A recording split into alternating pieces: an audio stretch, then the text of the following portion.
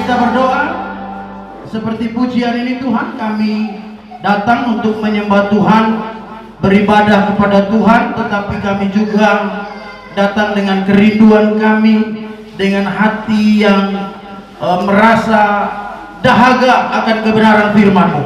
Kami mau hati kami diisi dengan kebenaran firman-Mu, sebab kami tahu firman-Mu yang punya kemampuan, punya otoritas untuk mengubah seluruh hidup kami. Tuhan, tolong kami, karena kami sudah siap mendengar firman-Mu. Roh Kudus-Mu bekerja pakai hamba-Mu untuk menyatakan kebenaran-Mu, supaya semua kami menerima berkat yang terbaik dari sorga melalui penyampaian kebenaran firman Tuhan pada sore hari ini.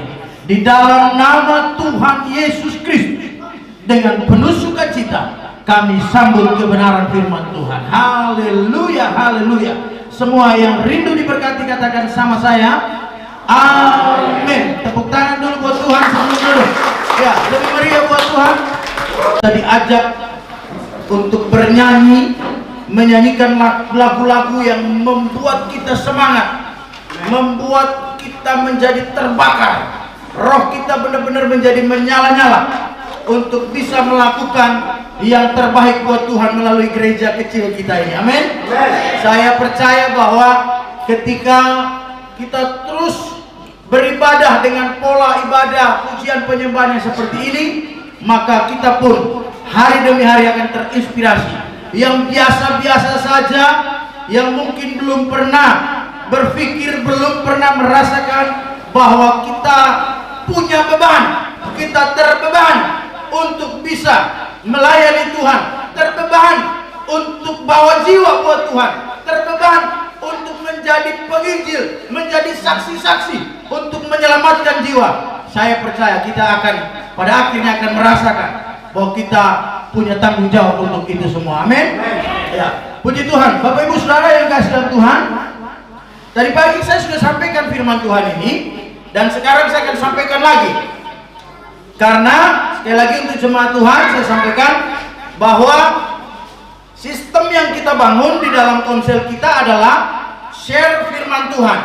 Share firman Tuhan ini patokannya adalah khotbah minggu, sehingga khotbah kita nanti mau 5 kali pun pengkhotbahnya sama, kebenaran firman yang kita dengar sama, supaya nanti semua jemaat menerima kebenaran makanan rohani yang sama, pengetahuan yang sama, dan nanti di konsel kita sharing firman Tuhan yang sama pula, gitu ya. Nah, Bapak Ibu Saudara yang kekasih dalam Tuhan, tadi pagi saya menyampaikan firman Tuhan ini, saya katakan begini, bahwa saya ingin membayar janji saya. Janji yang mana? Ketika Natal kemarin, ya, ketika Natal kemarin saya sempat bilang begini kepada jemaat, bahwa bulan Natal itu dikenal atau diketahui orang sebagai bulan yang penuh damai. Katakan amin. Kenapa? Karena semua orang tahu bahwa Natal adalah hari kelahiran Tuhan Yesus, bulan di mana orang Kristen merayakan kehadiran Sang Raja Damai, sehingga semua orang mengatakan, bahkan merasakan bulan Natal, bulan Desember, bulan Natal itu sebagai bulan yang penuh damai. Tetapi ketika orang Kristen sedang bereuforia, ketika orang Kristen sedang menggemarkan damai Natal itu, Tuhan Yesus justru datang dengan mengatakan kalimat-kalimat yang buat banyak orang, sebagian orang sampai hari ini masih kontroversi. Tuhan Yesus datang dengan mengatakan bahwa jangan kamu sangka aku datang bawa damai. Loh, kita merayakan kehadiran Tuhan sebagai Raja Damai. Kenapa Tuhan bilang jangan kamu sangka aku datang bawa damai? Tuhan Yesus justru bilang, aku datang bawa pedang. Tahu pedang? Pedang itu buat potong. Pedang itu buat pemisahan. Pedang itu artinya akan membuat orang gelisah. Pedang itu artinya akan membuat orang cemas. Pedang itu artinya akan membuat orang takut. Loh, kok Tuhan Yesus bisa bilang begitu? Ya,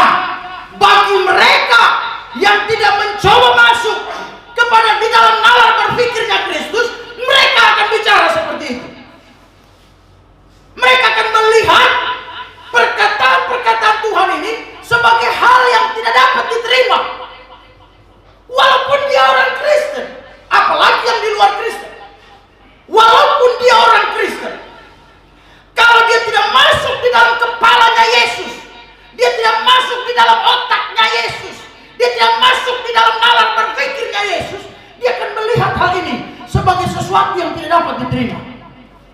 Kok jadi begini ya? Yesus kok ngajarin orang begini? Mari kita baca Alkitab dulu biar kita tahu. Matius pasal 10, Injil Matius pasal 10. Ya, semua kita buka Alkitab. Matius pasal 10. Yang tidak bawa Alkitab bisa lihat ke depan sini.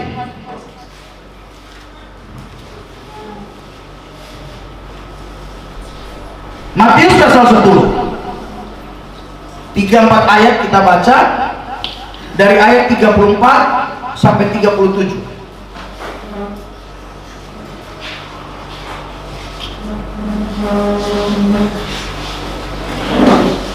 Dari ayat 34 sampai ayat 37. Sudah siap? Amen. Baik. Mari kita baca firman Tuhan ini bersama-sama. Ya lagi.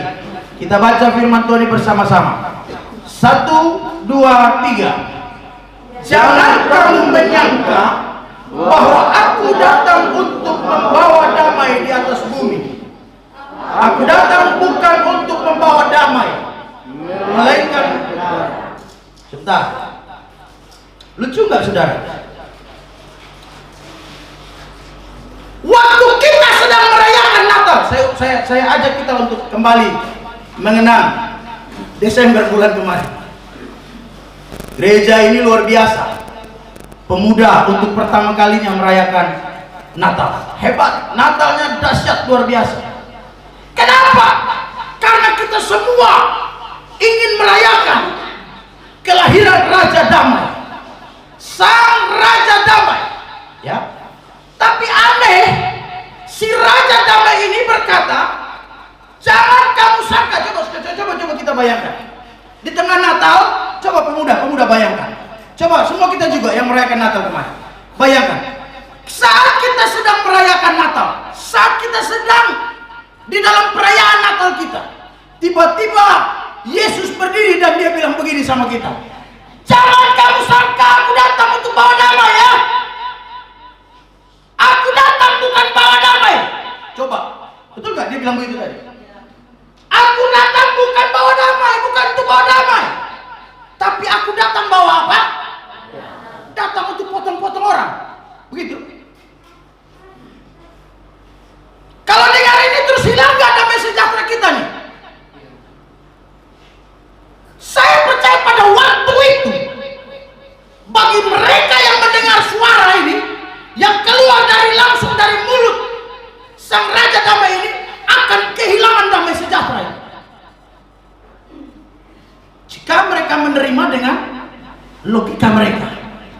Jika mereka tidak membawa logika mereka untuk masuk di dalam logikanya Tuhan Yesus, Sang Raja Damai yang sedang berbicara, maka mereka akan bilang, wah ini orang aneh ya. Coba saudara lihat. Yesus sendiri yang bilang, aku datang bukan untuk bawa damai, tapi datang untuk bawa pedang. Pedang atau kelewang itu alat atau salah satu jenis senjata untuk perang, betul nggak? Di mana ada peperangan, di situ pasti hilang damai sejahtera, betul nggak? Hilang damai. Gak usah perang di Libanon, gak usah perang 45, rumah tangga ada perang, pasti tidak ada damai, betul nggak? Betul apa betul? Tanya saya dengan Ibu Gembala, coba tanya, saya akan jawab betul. Gak usah munafik-munafik. Kita baku lihat saja, kita baku tahu memang. Betul nggak? Saya habis perang dengan anak saya nomor 2 tadi. Waktu itu saya dengan anak saya sedang perang. Ini lidah mulut ini seperti silet, lebih tajam dari pedang. Nggak ada tuh damai sejahtera. Saya yakin tetangga pada dengar, karena suara saya waktu bentar anak dengan khotbah tidak ada bedanya. Serius. Pasti tetangga dengar, oh, pendeta kok biar aja dia mau nilai pendeta gimana. Terserah. Daripada saya diam-diam tapi pasang muka munafik di mana-mana. Mending saya hidup apa adanya. Amin. Aduh, tetangga suka datang gereja, kalau enggak ya jangan. Buktinya tetangga saya ada datang gereja. Itu pasti paling dekat dia dengar tadi. Ada perang dunia keempat ketiga di hilang damai, hilang sejahtera, saudara, kalau ada perang. Nah, pedang itu alat perang. Kalau kita hanya lihat, dengar Tuhan bilang begitu, wah berarti Yesus datang bawa perang.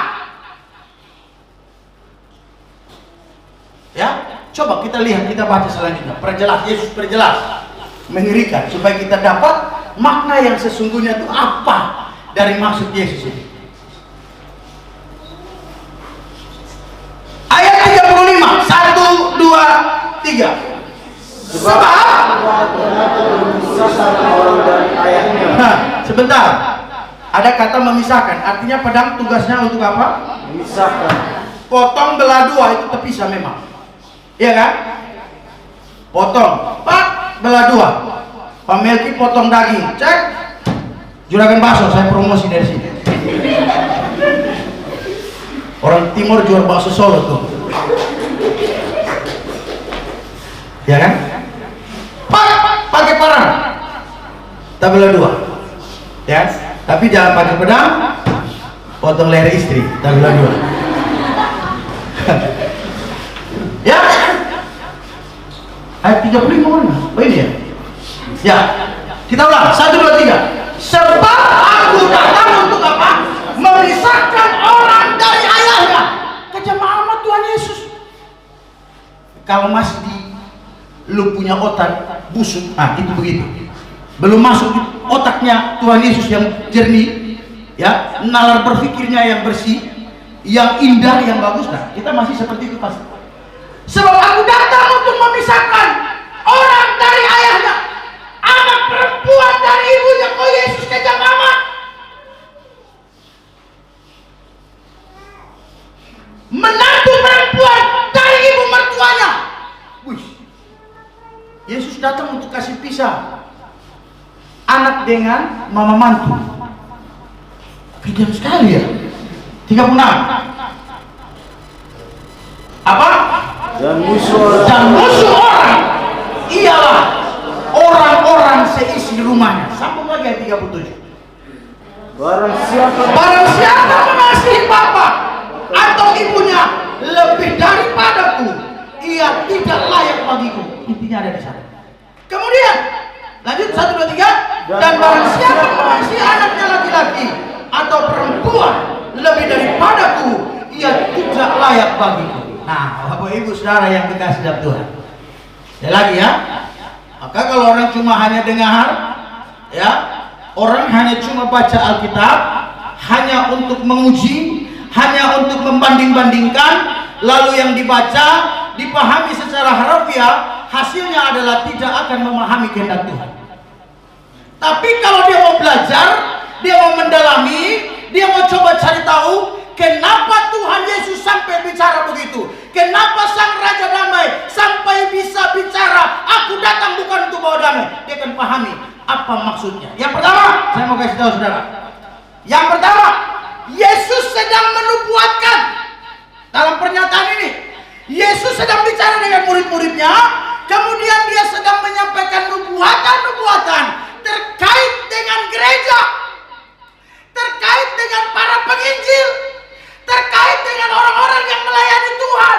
Sama seperti saya, sama seperti wakil gembala, pendeta John, semua kita yang ada di sini, sama seperti pemimpin-pemimpin komsel, sama seperti mereka semua di luar sana, gereja-gereja yang lain yang melayani Tuhan.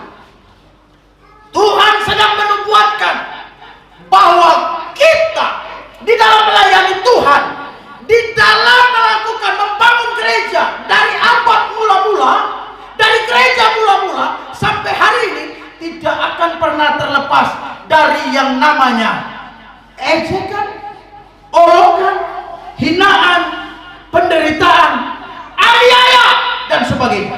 Bahkan sampai mati, kematian mendatangi orang-orang yang melayani Tuhan. Kematian secara kejam. Tadi pagi saya kasih contoh Simon Petrus. Simon Petrus punya kematian dalam catatan sejarah gereja, menceritakan bahwa Simon Petrus itu mati digantung, disalib. dikasih naik di atas kayu salib untuk kemudian akan dibakar hidup-hidup. Tapi pada saat sudah di atas kayu salib, Simon Petrus bilang begini, jangan salibkan saya seperti ini, seperti Yesus. Saya tidak layak. Salibkan saya dengan kepala di bawah, kaki di atas. Dan mereka mengikuti kemauan Simon Petrus. Jadi Simon Petrus digantung, dibalik salibnya, kepala dan tangannya semua di bawah, kakinya di atas. Kemudian dibakar hidup-hidup. Dibakar hidup-hidup. Ya, masih contoh yang lain lagi. Kalau saudara bisa baca, saudara mau cari tahu tentang kebenaran bagaimana para rasul melayani Tuhan. Stefanus, orang pertama yang mati, dirajam dengan batu karena nama Tuhan. Ya, dituduhkan di pengadilan menghina nama Tuhan dan sebagainya. Tapi Stefanus pada saat dirajam dengan batu melihat pintu surga terbuka sebagai tanda bahwa Tuhan menerima dia hari itu. Ketika dia mati, Tuhan menyambut dia. Ya, nah ini nubuatan. Jadi yang pertama nubuatan. Saya tidak banyak bicara tentang nubuatan. Ya, saya mau bicara lebih kepada kebutuhan gereja hari ini. Ya, tadi pagi saya sedikit kasih contoh. Nah, model kayak begini, cari hamba Tuhan model kayak begini, sekarang ini sudah susah, sudah sulit. Hamba Tuhan hari ini nggak berani mau hidup susah. Hamba Tuhan hari ini bila perlu gereja dipakai untuk perkaya diri. Hamba Tuhan hari ini susah, muncul di media sosial, anaknya dan sebagainya muncul di media sosial, pamer harta kekayaan yang mungkin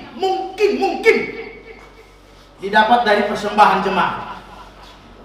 Hamba Tuhan hari ini gak mau hidup susah, gak mau tidur di tempat yang seperti terlihat orang miskin. Hamba Tuhan hari ini minta dihormati, minta disanjung tinggi. Padahal Yesus yang melatih mendidik hamba Tuhan, yang kemudian terjadi regenerasi sampai hamba Tuhan hari ini ada, pernah berkata, anak manusia cari tempat untuk meletakkan kepala saja, hampir-hampir tidak ada. Begitu susah Yesus melatih murid-murid. Kayak itu mahasiswa dua, Foni dengan Oci dengan Nining, itu saya bilang luar biasa mereka. Dididik di tempatnya itu luar biasa. Ini hari ini ada datang Orna, ya, nanti minggu depan datang Ratna. Ini lucu lagi, nggak tahu kita ada buat apa dengan mahasiswa pulang cerita apa.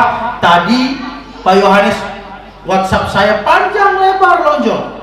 Dia bilang bahwa pendeta boleh nggak tambah dua mahasiswa lagi. Pengurus mau nggak tambah 2 mahasiswa lagi? Hah? Sudah cukup? Ya, ini mahasiswa praktek ya, bukan yang weekend, bukan weekend yang datang setiap minggu. Tapi ini mahasiswa praktek yang akan tetap dengan kita di sini. Begitu. Dia minta seperti itu. Pengurus bagaimana sekali lagi? Cukup? Boleh. Lanjut. Hah? Iya. Hah? Saya percaya karena beliau sebagai ketua HST senang tuh lihat kehadiran, lihat ketika kepulangan Oci dengan Nining dari sini, barangkali dia melihat ada perubahan yang baik ya dalam diri. Oci kan tahu toh Gunung Sirung. Nah, mungkin pulang dari sini ada perubahan yang baik. Ya puji Tuhan. Karena pertama datang dulu udah kayaknya udah mau pulang. Tapi begitu saya bentak di sini, lu kalau mau pulang tuh gampang. Tinggal saya telepon pendeta yang saya pulang sana gitu ya. Akhirnya ada perubahan, bahkan siap untuk dibentuk dengan pembentukan yang begitu dahsyat di sini gitu ya. Nah, supaya apa? Mereka dilatih, dipersiapkan jadi hamba Tuhan ya, besok-besok kuat. Jangan jadi hamba Tuhan yang ada masalah sedikit mundur, melempem, tersinggung, emosi dan sebagainya. Jangan jadi hamba Tuhan yang gampang putus asa ya dan sebagainya. Mereka dididik, dilatih seperti itu. Kira-kira begitu ya, kira-kira begitu. Jangan tanya kalau itu ke sini, jangan tanya. Wah, 10 tahun tuh kalau saya cerita lagi banyak. Mau emosi kayaknya saya mau emosi gitu ya. Tapi saya harus tahan. Dengan orang ngomong, saya harus tahan. Bahkan mungkin sampai hari ini baru beberapa hari ini saya dengar ada yang cerita-cerita tentang saya. Rasanya saya ada emosi. Ini orang ini maunya apa gitu kan? Nah, tapi saya bilang tadi pagi, saya ingat ya, begitu saya mau marah, begitu saya mau merasa untuk tidak menerima, saya mulai merasa tidak menerima. Orang-orang saya ingat, oh iya, Tuhan Yesus juga begitu, disalib, sebelum disalib dihina, diolok, diejek, dia terima gitu. Nanti kita belajar ke sana. Dia terima, ngapain saya marah-marah gitu ya? Udahlah, saya jalani saja, gitu ya. Jalani saja, nggak apa-apa. Itu bagian dari pembentukan kita. Ini sesuatu yang sifatnya sudah dinubuatkan oleh Tuhan, bahwa hal-hal seperti sampai kepada penderitaan bahkan kematian pun sudah dinubuatkan akan terjadi. Bapak Ibu, saudara yang dikasih dalam Tuhan. Baik, saya masuk kepada apa yang sesungguhnya Yesus pikirkan pada waktu itu ketika dia menyampaikan firman Tuhan ini. Dia menyampaikan kalimat-kalimat ini. Perhatikan saudara, ya. Pernyataan Yesus, aku datang bukan untuk bawa damai, tapi bawa pedang, ini menunjuk kepada pernyataan bahwa ini bentuk konsekuensi. Sekali lagi, ini adalah bentuk konsekuensi daripada keputusan saudara dan saya percaya kepada Yesus. Ya, sekali lagi, pernyataan tadi itu ayat 34. Pernyataan tadi itu adalah ucapan Yesus, pernyataan Yesus untuk kasih tahu kita, konfirmasi kepada kita, ya, baik-baik, bahwa ini adalah konsekuensi kamu mengikut saya, konsekuensi iman kepada Yesus Kristus. Konsekuensi itu artinya akibat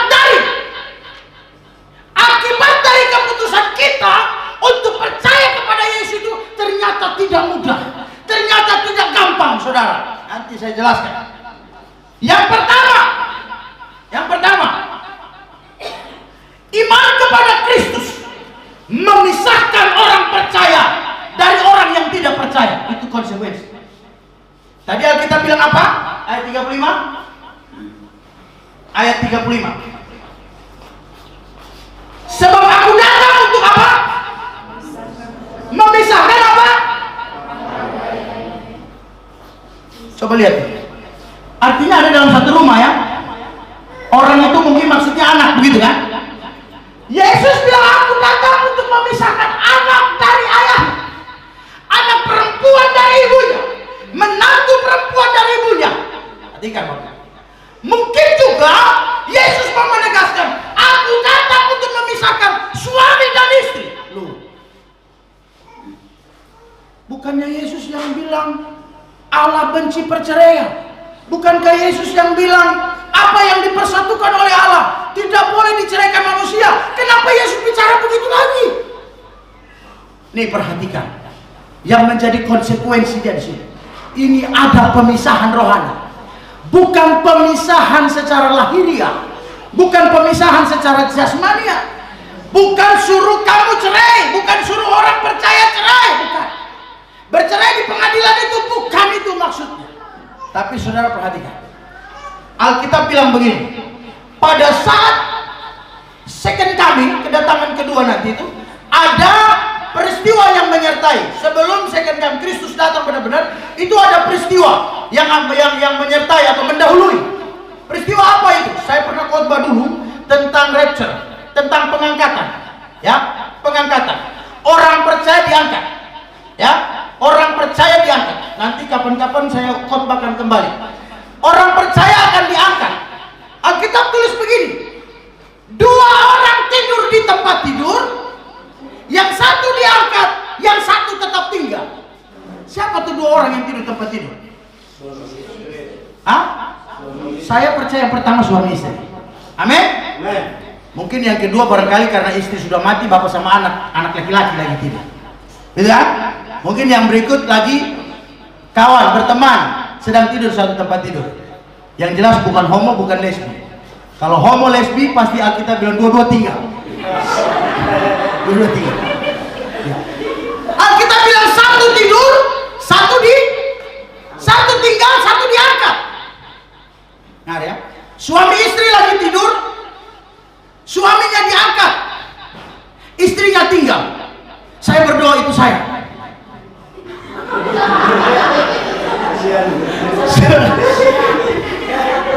Suami diangkat, istri tinggal. Kok bisa begitu? Saya perhatikan, yang diangkat itu siapa? Yang diangkat itu orang yang sudah percaya kepada Tuhan Yesus, yang sudah terima Dia sebagai Tuhan dan Juru Selamat, kemudian dalam hidupnya menjadi pelaku-pelaku ajaran-ajaran Kristus dengan setia dan taat. Jangan main-main. Dengan setia dan taat. Jangan main-main. Sekali lagi, ya. Orang-orang percaya yang sudah terima Tuhan lalu memberi dirinya untuk diproses. Diproses. Ingat khotbah saya tentang proses? Proses terus sampai akhirnya apa? Menjadi serupa dengan Kristus. Baru dia diangkat. Perhatikan. Waktu dia diangkat naik ke sana, bawa kemana? Alkitab bilang dia dibawa ke sana untuk menghadiri pesta perkawinan anak domba. Tahu pesta? Senang di sana. Amin. Ada sukacita di sana. Hanya bedanya di situ tidak ada anggur. Jadi mulai sekarang anak Tuhan pelan-pelan lepas anggur ya. Karena ini gladi bersih kita di dunia, ini gladi bersih. Yang setuju bilang amin. Itu pesta anak perkawinan domba itu pesta tanpa anggur yang memabukkan. Ya, jadi sekali lagi saya harus bilang, mari kita lepas tuh. Nanti naik di sana kita cari anggur setengah mati, tidak ada. Ini gladi bersihnya di dunia, jadi pelan-pelan kita lepas. Ya. Nah, kembali ke pesta. Saat yang diangkat sedang bersenang-senang pesta di atas dengan Tuhan, di bawah Alkitab bilang sedang terjadi apa? Aniaya besar. Di bumi sedang terjadi aniaya besar, di mana antikris raja, kekejaman yang menurut Alkitab belum pernah terjadi dan tidak akan pernah terjadi karena dia paling kejam. Lalu banyak orang muncul dengan penglihatan dan sebagainya. Katanya nanti ada blender raksasa buat orang yang tidak percaya kepada Yesus, buang di situ hidup-hidup, di blender di sana. Datang orang bawa pedang, ya, terus tanya, lu mau percaya Yesus atau mau menyangkal Yesus? Itu siapa yang tinggal tadi?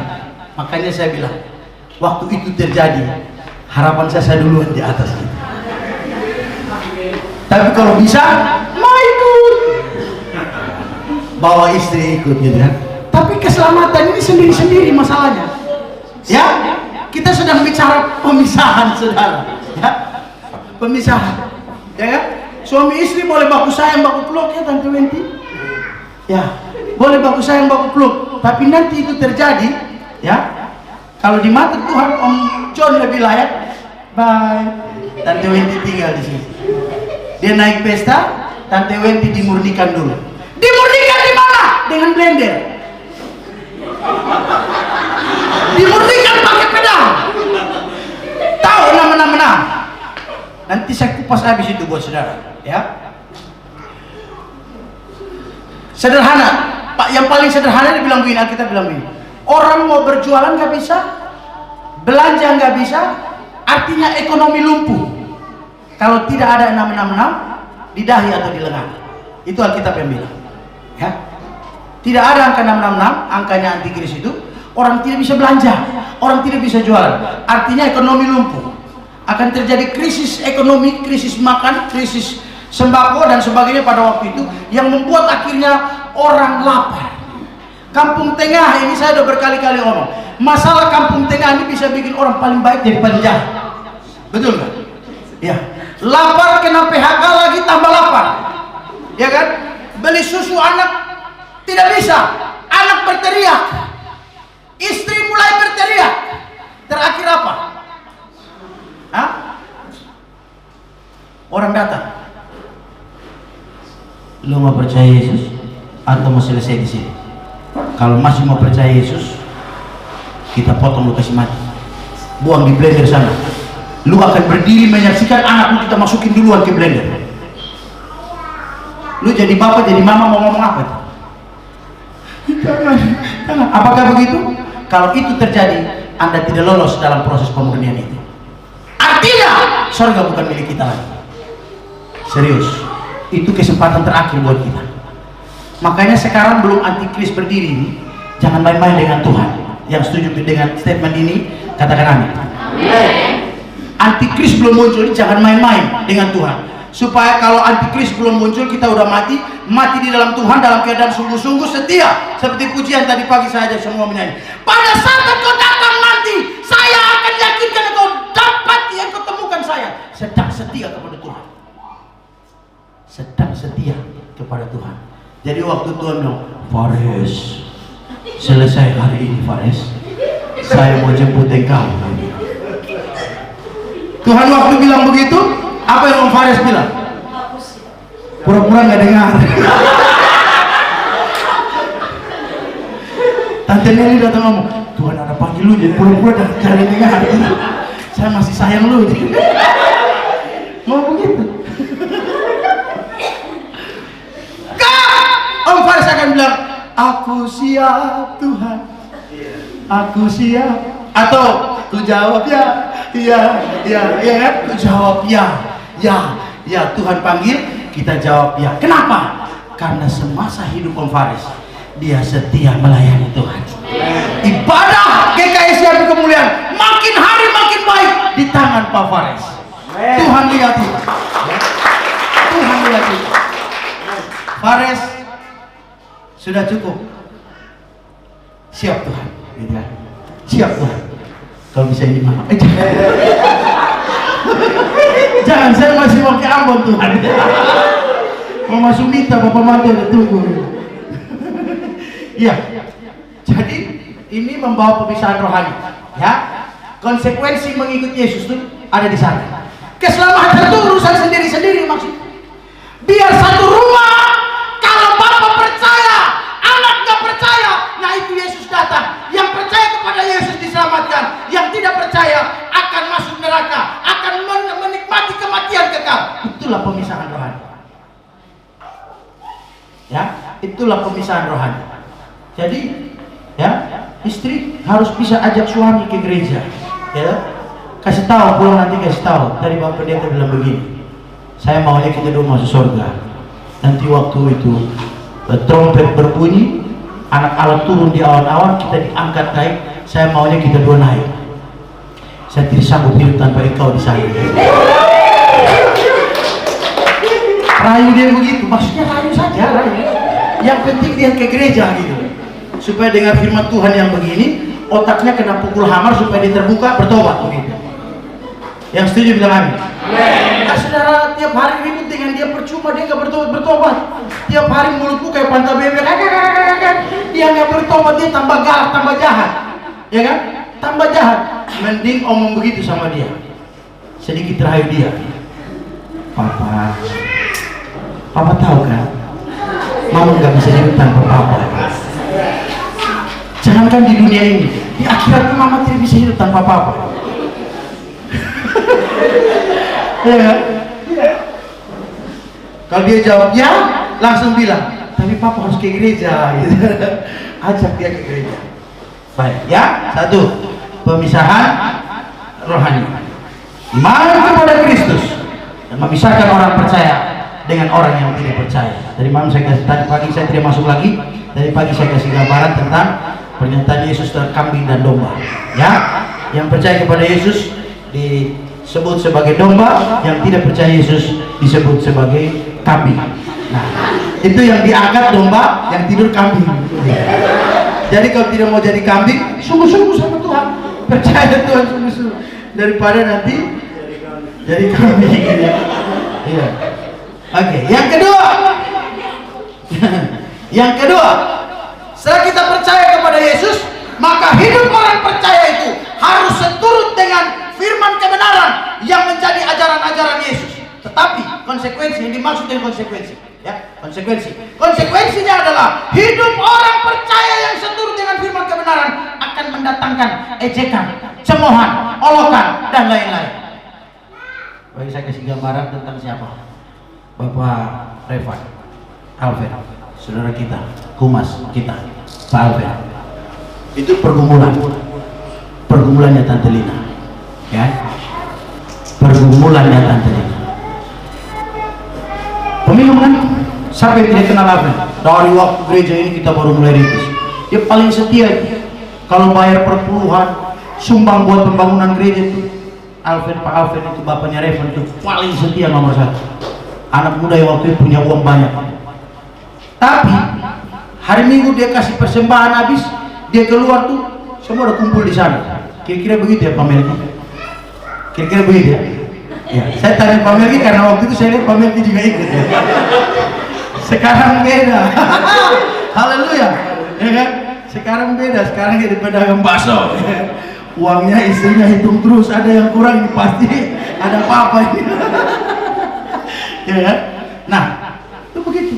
Wah, luar biasa. Sumbang gereja luar biasa. Tapi mabuk juga luar biasa gitu kan. Beli mabuk itu luar biasa. Nah, sekarang tiba-tiba dapat nih anak orang. Nah, ya kan? Sudah jadi istrinya Pak Alvin. Wah, mabuk luar biasa. Tegur, bakal lagi ribut, ya. Pak Alvin lagi sama orang banyak ribut. Saya tegur waktu itu, jangan, cara tegur suamimu bukan begitu. Masanya suamimu ada timur gitu ya. Jangan tegur dia di depan saudara-saudaranya, dia tambah jahat. Kenapa? Karena malu sama saudara-saudaranya. Caranya gimana? Tunggu nanti dia pulang sampai di rumah baru bikin tali ring di situ, baru hantam di situ. Gitu. Tegur dia, maksudnya tegur dia di rumah, jangan di depan saudara-saudaranya, di depan orang banyak. Dia tambah gila. Mau pulang di rumah. Nanti begitu sampai di rumah baru ditegur. Wah, saya nggak tahu tuh sudah sampai ke level ancaman atau bagaimana, saya nggak ngerti. Pokoknya Tante Lina tegur, tapi juga dia dengar firman Tuhan. Amin. Dia dengar firman Tuhan di sini. Lalu apa yang terjadi? Mulai ada keputusan untuk berubah. Setelah dia buat keputusan untuk berubah, apakah selesai sampai di situ? Tidak. Begitu pulang gereja, ada banyak yang duduk di situ. Setengah dulu. Sudah taruh di botol memang. Panggil Pak Alvin, datang. Setengah dulu. Pak Alvin bilang begini, wah sorry, saya sekarang mau hidup dalam Tuhan. Saya mau sungguh-sungguh hidup dalam Tuhan. Tinggalkan semua itu. Jangan tepuk tangan dulu. Kasihan Pak Alvin. Karena habis itu yang datang apa? Olokan, ejekan, hinaan, dan semua. Jadi makanan orang yang mau hidup dalam kebenaran yang adalah ajaran-ajaran Kristus. Jadi makanan mereka. Nah itulah pada saat buat keputusan seperti itu, pedang, Yesus punya pedang sedang terjadi untuk memisahkan apa? Pak Alvin dengan yang masih mau mabuk. Ya. Dan yang lain lagi, kejahatan yang lain lagi seperti itu, saudara. Ya. Jadi sekali lagi, poin kedua adalah hidup orang percaya yang seturut dengan firman kebenaran akan mendatangkan ejekan, sindiran, olokan, ya, dan sebagainya. Pokoknya omongan-omongan yang gak enak gitu. Ayo ke gereja, ya, ajak orang ke gereja nih. Ayolah kita ke gereja. Munafik, manusia bejat macam lu ke gereja, ya kan? Manusia macam bejat ke lu ke gereja. Tunggu dulu, nanti kalau hidup sudah benar baru ke gereja. Siapa yang ajar seperti itu? Pendeta di gereja ini ajar bilang apa? Justru masih bejat tuh yang kita datang ke gereja. Karena gereja ini tempat kumpul orang bejat, orang penjudi, orang pemabuk, segala macam. Tempat kumpulnya di sini. Untuk apa? Supaya kita belajar firman, bertobat supaya kita masuk surga. Amin. Amin. Gereja ini tempat kita orang-orang yang tidak benar berkumpul. Tadi pagi saya kasih gambaran. Yesus itu datang, dia bilang sendiri, saya bukan datang untuk orang benar, tapi saya datang untuk orang berdosa. Ya, nah, maka hamba Tuhan juga begitu. Kita juga harus mau untuk bergaul dengan semua orang. Nah, yang ketiga saya percepat. Setelah kita jadi orang Kristen, kita belajar firman Tuhan, kita mengerti firman, kita mencari pelaku firman. Yang akan terjadi selanjutnya adalah kita akan berusaha mempertahankan iman kita kepada Kristus. Katakan amin. Kita akan berusaha untuk mempertahankan iman kita kepada Kristus. Bertahan dari mana? Dari ajaran-ajaran yang tidak benar, ajaran-ajaran yang sesat. Ya, sebab apa? Konsekuensi yang ketiga nih, mempertahankan iman kepada Kristus dari ajaran-ajaran tidak benar atau sesat. selalu menimbulkan perpecahan. Ya, kita mau bertahan dalam kebenaran, ada yang nggak mau, tapi kita dalam satu gereja. Ada yang mau coba mengalihkan, kita dalam satu gereja. Saya percaya akan ada perpecahan dalam gereja itu. Saya tadi kasih cerita, dulu pernah di sini ada yang datang.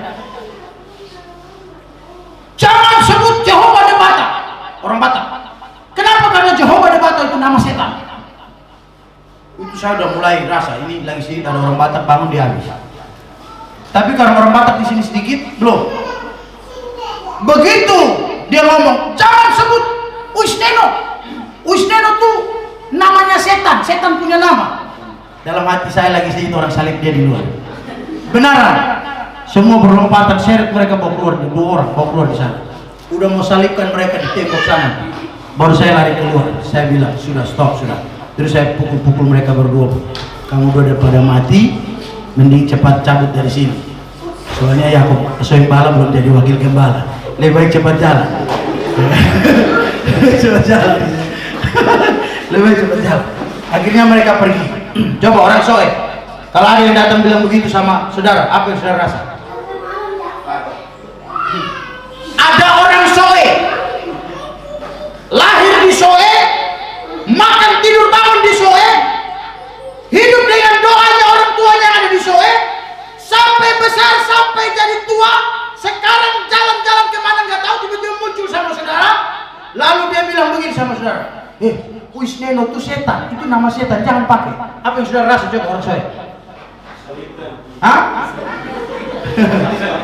Ya kan? Orang Batak, Jehovah de Bata, Jehovah de Bata ya. Coba kalau dia bilang begitu itu setan. Kalau orang Batak berdoa panggil Tuhan Allah yang di dalam Yesus Kristus itu dengan sebutan itu Jehovah de Bata. Dalam bahasa daerah, ya. Orang tua mendoakan Bang Eki sampai tua begini, sampai gede sudah punya istri seperti ini, pasti kalau dia berdoa dalam bahasa daerah dia menyebut Jehovah de Bata. Betul nggak? Lalu sang Jehovah de Bata ini yang menolong, memberkati, memberikan umur panjang, kesehatan. Jehovah de Bata yang dimaksud, yang diketahui oleh orang tuanya adalah yang maha kuasa di dalam Yesus Kristus Tuhan. Ya kan? Nah, tiba-tiba muncul seperti itu. Apa yang terjadi kalau begitu? Kekristenan pasti akan pecah. Terjadi perpecahan karena apa? Kita mempertahankan ajaran-ajaran Tuhan yang benar. Yang terakhir, yang keempat, pemberitaan firman Allah, ya, penginjilan yang dilakukan oleh saudara-saudara, oleh kita semua, ya, pasti akan menimbulkan perlawanan atau aniaya. Itu konsekuensi kita. Ketika kita memberitakan Injil, ketika kita mencari jiwa, ketika kita menyampaikan tentang Kristus yang adalah Tuhan dan Juru Selamat kepada orang, pasti akan ada banyak orang tidak terima, bangkit, bahkan melawan, bahkan bisa jadi menganiaya kita.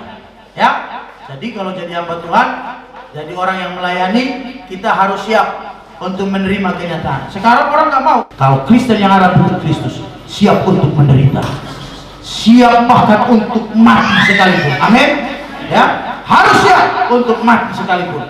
Kita terima. Karena itu konsekuensinya, gitu ya. Konsekuensi kita ikut Tuhan.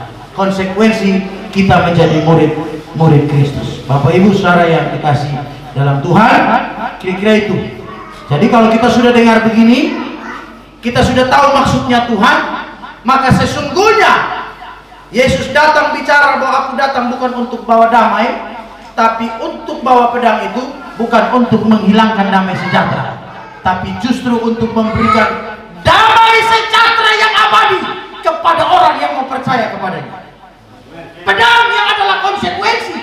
Bicara tentang konsekuensi itu sebetulnya membicarakan damai sejahtera abadi buat orang yang mau percaya kepada Dia. Puji Tuhan. Kira-kira demikian, saya telah memenuhi janji saya untuk menyampaikan kebenaran firman tentang pernyataan Yesus yang saya janjikan di Natal. Saya bukan datang bawa damai, tapi bawa pedang.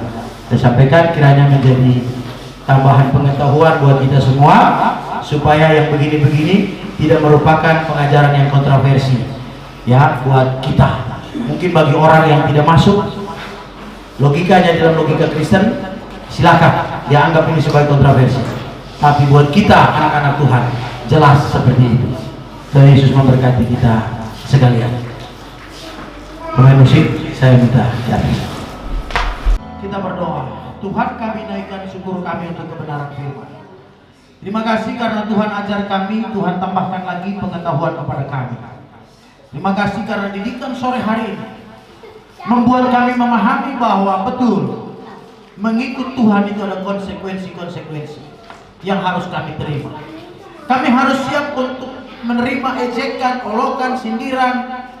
Kami harus siap untuk menerima ketika kami didera, dibuat menderita, dianiaya, bahkan mungkin dibunuh sekalipun, kehilangan nyawa sekalipun oleh karena nama Tuhan. Kami harus siap untuk menerima, karena kami tahu hari ini kami sudah diajar bahwa mengikut Tuhan itu ada konsekuensi berat yang harus kami tanggung. Tapi kami dengar firman hari ini bahwa itulah jaminan. Justru pedang yang memisahkan itu adalah jaminan kesejahteraan, jaminan damai yang kekal bagi orang yang percaya kepada Tuhan. Terima kasih untuk firman Tuhan hari ini. Hamba selesai bicara, tapi Roh Kudus akan terus berbicara sampai benar-benar sempurna dalam hati setiap kami di tempat ini. Di dalam nama Yesus Kristus, firman yang hidup, kami berdoa. Amin.